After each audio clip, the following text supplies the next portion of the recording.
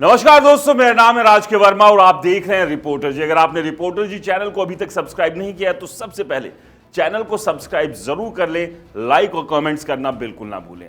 हरियाणा की राजनीति में हर रोज कुछ ना कुछ चल रहा है। जहां एक तरफ कांग्रेस अभी तक विधायक दल का नेता तय नहीं कर पा रही है, तो वहां बीजेपी में भी कुछ ना कुछ रोज चलता ही रहता है। और वहीं महाराष्ट्र में बीजेपी जीत के बाद अब दिल्ली की तरफ देख रही है कि दिल्ली को किस तरह से जीता जाए। लेकिन खैर, वापस हरियाणा पर आएंगे तो दोस्तों आपको बता दें, हरियाणा बीजेपी और कुलदीप बिश्नोई के बीच कुछ ठीक नहीं चल रहा। और ये जो ठीक नहीं चल रहा है ये काफी समय से है। शुरुआत में जब लोकसभा के चुनाव थे तब कुलदीप बिश्नोई को उम्मीद थी कि पार्टी उन्हें टिकट देगी और वो लोकसभा चुनाव लड़ेंगे और जीतेंगे, लेकिन ऐसा नहीं हुआ। उसके बाद विधानसभा चुनाव में उनके बेटे को जरूर टिकट मिली, लेकिन वहां पर वो चुनाव हार गए।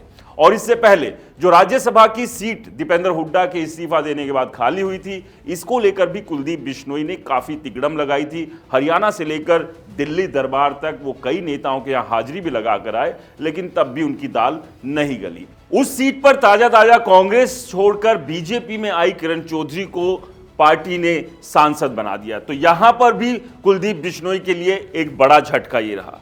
अभी सबसे उभरते हुए कुलदीप बिश्नोई को उम्मीद थी कि विधानसभा चुनाव में उनके बेटे की जीत होगी और जीतने के बाद अपने बेटे को वो मंत्री बना लेंगे। लेकिन ये सपना भी अधूरा रह गया, क्योंकि आदमपुर की जनता ने इस बार उन्हें जीत के दर्शन नहीं कराए और यहां पर अपने ही गढ़ में भव्य बिश्नोई हार गए। अब इस हार के बाद कुलदीप बिश्नोई का जो दबदबा था पार्टी के भीतर, जो पहले से ही कमजोर होता जा रहा था, और ज्यादा कमजोर हो गया।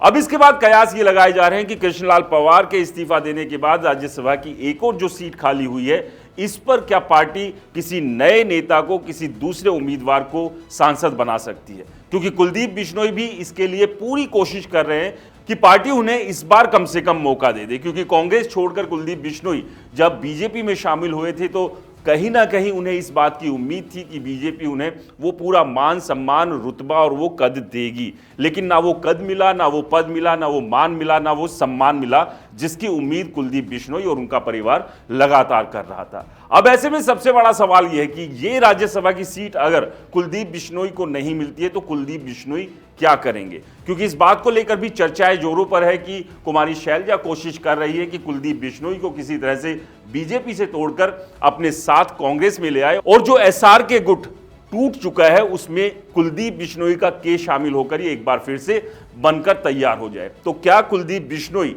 अगर राज्यसभा की सीट इस बार उन्हें नहीं मिलती है, तो बीजेपी छोड़कर कांग्रेस में जा सकते हैं? इस तरह की चर्चाएं जरूर है, लेकिन फिलहाल बीजेपी सत्ता में है और कुलदीप बिश्नोई ये बात अच्छे से जानते हैं कि सत्ता के साथ रहना ही कहीं ना कहीं फायदेमंद होगा। लेकिन अगर वो बीजेपी को झटका देते हैं तो कांग्रेस में जाने के उनके कितने चांसेस हैं, और बीजेपी छोड़ने से क्या बीजेपी को कोई बड़ा नुकसान होगा?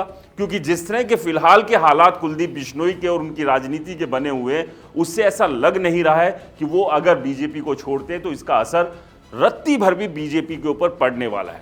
क्योंकि बीजेपी का कॉन्फिडेंस पूरी तरह से हाई है और बीजेपी को अच्छे से समझ में आ रही है कि वो जिस भी नेता को अपने साथ रखेगी, अपनी शर्तों पर रखेगी। और खासतौर से अगर कुलदीप बिश्नोई की बात कर लें, जिनके बेटे अभी हाल ही में विधानसभा चुनाव हारे हैं, और जिस तरह का जन समर्थन कुलदीप बिश्नोई के साथ होना चाहिए था, वो भी दूर दूर तक दिखाई नहीं देता है।